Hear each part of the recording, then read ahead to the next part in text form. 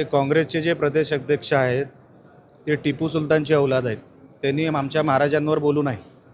आमच्या महाराजांच्या स्मारकाबद्दल त्यांच्या तोंडातून शब्द हे शोभत नाहीत. मी आत्ताच छत्रपती संभाजी महाराजांच्या स्मारकाचं काय होतं आहे, कुठल्या स्टेटसवर आहे, मी आत्ताच सांगितलेलं आहे. जमीन 30 एकर ॲक्वायर आपण करतो आहे. आपल्याला जी वाढीव जमीन लागते त्याच्यासाठी जमीन आयडेंटिफाय केली जाते. निधीचा कुठेही प्रॉब्लेम नाही. मी मागतानाच 500 कोटी रुपये मागितले होते. सन्मान्य सदानंद चव्हाण साहेब हेही त्या कार्यक्रमामध्ये होते. आमच्या सगळ्यांचं एकमत आहे. सकपाळाने आम्हाला सांगावं नाही. छत्रपती शिवाजी महाराज असतील, छत्रपती संभाजी महाराज असतील, त्यांचा मान सन्मान महायुतीमध्ये कसा केला जातो हे टिपू सुलतानच्या औलादीने आम्हाला सांगू नये. आपण पाहत आहात पवन न्यूज. परिमल आणि जे त्यांचे सहकारी आहेत, काही दिवसांपूर्वी ते ज्या पक्षात होते त्या पक्षामधून त्यांना काढण्यात आलं.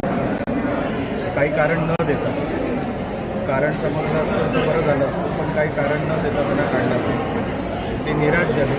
अनेक वर्षांपासून राणेसाहेबांवर विश्वास ठेवलेले हे कार्यकर्ते आणि मग शिवसेनेमध्ये मी असल्यामुळे सन्मान्य उदय साहेबांच्या नेतृत्वावर विश्वास ठेवून सन्मान्य शिंदे साहेबांच्या नेतृत्वाखाली या सगळ्यांनी आज प्रवेश केलेला आहे. ते जेव्हा BJPमध्ये आले ते राणेसाहेबांबरोबर आम्ही सगळी मंडळी BJPमध्ये आलो. तेव्हापासून ते आत्तापर्यंत राणेसाहेबांवर निष्ठा ठेवून त्यांनी इतके वर्ष राजकारणामध्ये काही न मिळवता खूप संघर्षाने आणि खूप परिश्रमाने कामं केली, जनतेमध्ये राहिले, पण त्यांची दखल घेतली गेली नाही असा त्यांचा आक्षेप होता. आणि म्हणून आज शिवसेनेमध्ये सन्मान्य उपनेते आमचे शिवसेनेचे सदानंद चव्हाण साहेबांच्या नेतृत्वाखाली आज त्यांचा पक्षप्रवेश झाला.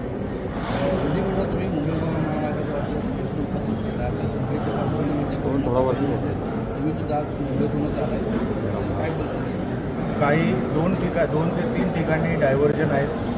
आणि मी मागच्या काही दिवसांच्या पूर्वी जेव्हा परशुराम घाटाचा आणि तो सगळा बातमीचा भाग बघितला होता, आम्ही सातत्याने तक्रार करण्याचं काम करतो आहे.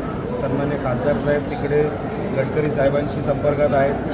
स्थानिक जे काही राज्य पातळीवर PWD खात्याकडे जे काही अधिकार आहेत त्यांना सांगण्याचं काम आम्ही करतो आहे. लवकरात लवकर हा किडा सुटावा याच्यासाठी आम्ही सगळे प्रयत्नशील आहोत.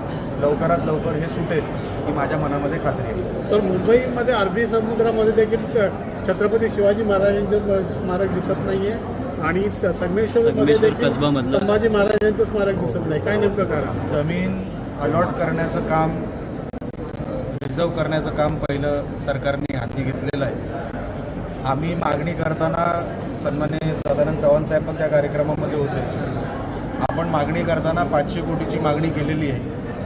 मला वाटतं सध्या सरकार जे काही ॲक्वायर करू शकते ती 30 एकरच्या जवळपास काहीतरी ॲक्वायर सरकार करू शकते आजच्या तारखेमध्ये. पैशाचाही त्याच्यामध्ये काही प्रॉब्लेम नाही, पण आपल्याला भव्य दिव्य जो काही स्मारक बांधायचं आहे, वर्ल्ड क्लास स्मारक जो काय बांधायचं आहे, त्याच्यासाठी अजून जमीन लागणार आहे, अजून ॲक्वायर करावी लागणार आहे. त्याच्यासाठी आयडेंटिफाय करण्याचं काम चालू आहे. लवकरात लवकर ते झाल्यानंतर तेही स्मारकाचं काम पूर्ण होईल. आणि मुंबईचं पण जी बॉडी, त्या बॉडीवर सन्माननीय स्वर्गीय मेटेसाहेब होते, ते गेल्यानंतर ते काम जरा स्लो झालं, कारण का त्या कमिटीचे अध्यक्षच मेटेसाहेब असल्यामुळे त्या कमिटीला ते गेल्यानंतर तसं कोण चालवलं नाही किंवा त्या दिशेने तेवढा प्रयत्न झालेला नाही. पण लवकरात लवकर त्या दिशेने पण लवकरात लवकर काम. सर, काँग्रेसचे प्रदेशाध्यक्ष हर्षवर्धन सकपाळ आज त्यांनी कसब्याला भेट दिलेली आहे आणि त्यांचं म्हणणं असं आहे की सरकारची इच्छाच नाही आहे, राजकीय इच्छाशक्तीच नाही आहे की स्मारक आणि छत्रपती संभाजी महाराज स्मारक आणि शिवस्मारक व्हावं. ते काँग्रेसचे जे प्रदेश अध्यक्ष आहेत ते टिपू सुलतानचे औलाद आहेत. त्यांनी आमच्या महाराजांवर बोलू नये. आमच्या महाराजांच्या स्मारकाबद्दल त्यांच्या तोंडातून शब्द हे शोभत नाही. मी आत्ताच छत्रपती संभाजी महाराजांच्या स्मारकाचं काय होतं आहे, कुठल्या स्टेटसवर आहे, मी आत्ताच सांगितलेलं आहे. जमीन 30 एकर ॲक्वायर आपण करतो आहे. आपल्याला जी वाढीव जमीन लागते त्याच्यासाठी जमीन आयडेंटिफाय केली जाते. निधीचा कुठेही प्रॉब्लेम नाही. मी मागतानाच 500 कोटी रुपये मागितले होते. सन्मान्य सदानंद चव्हाण साहेब हेही त्या कार्यक्रमामध्ये होते. आमच्या सगळ्यांचं एकमत आहे, सकपाळाने आम्हाला सांगावं नाही.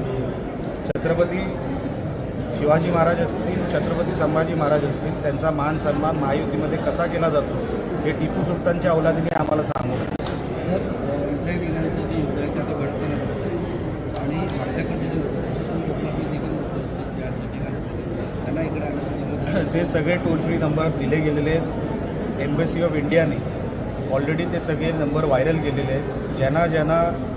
ज्यांचे फ्लाईट तिकीट्स होते किंवा ज्यांना परत यायची इच्छा आहे त्या सगळ्यांना इंडियन एम्बेसी कॉन्टॅक्ट करते आणि त्यांना काही प्रॉब्लेम न येता त्यांना परत आणण्याचा कार्यक्रम सुरू आहे.